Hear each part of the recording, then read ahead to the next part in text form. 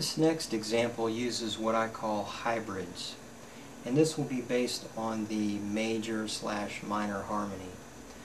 The fingering concept once again is the 3-1-3, but this time it's 3-1-3-1-3.